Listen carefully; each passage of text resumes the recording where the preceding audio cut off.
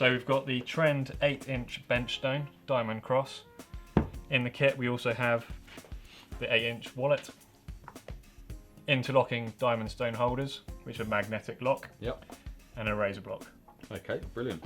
And with the diamond stone, this is a double-sided stone, I believe, yeah? It is, yes indeed. So we've got the 1000 on one side and the 300 on the other. Exactly. So can you tell us a little bit about the uniqueness of this diamond cross pattern? Yeah, of course. So the idea behind the diamond cross pattern, it's a broken, repetitive pattern that allows maximum sharpening efficiency whilst evacuating the debris off the surface of the stone as you sharpen it.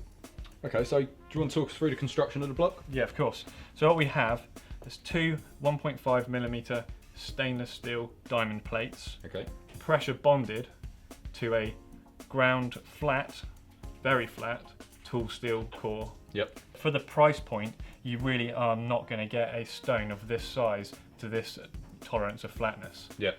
The flatness that we have achieved with this 8-inch stone is something that you're going to be looking at from much higher priced diamond stones on the market. It's really easy to use. As we say, we've got two interlocking diamond stone holders which are free in the kit. Yep. Magnetic lock. They simply just lock into position, flip the stone over, and you've bench mounted. They're slip resistant as well. Yeah, it's very handy for when you're putting them in your toolbox, isn't it? It's not something big and chunky like your other bench holders there. Exactly. About.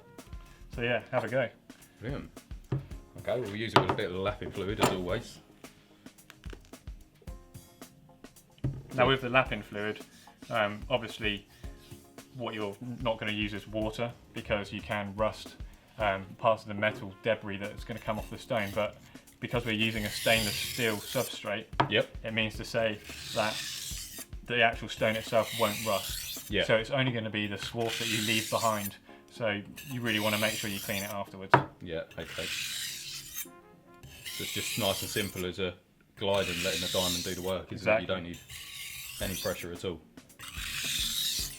Now sometimes you might want to use an 8-inch stone on non-slip mat. Yeah. The thing is with using a non-slip mat is obviously you're not bringing that stone off the surface. No, but that's it. I mean, you're not getting the handle interference on the table here at all when you're pulling the knife through the stone, so it's quite nice, to be honest. That's a good action.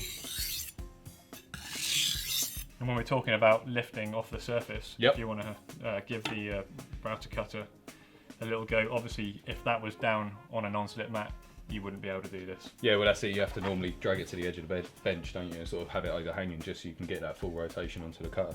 So that's quite an easy one to do, isn't it, really? You just rotate it Totally. onto the flat edge. Now you're using this on the 1000 grit side, so Yep. you're just going to be putting a really fine edge, couple of swipes on that, Yeah. and you're good to go. You can see sort of the carbide being taken off there, can't you?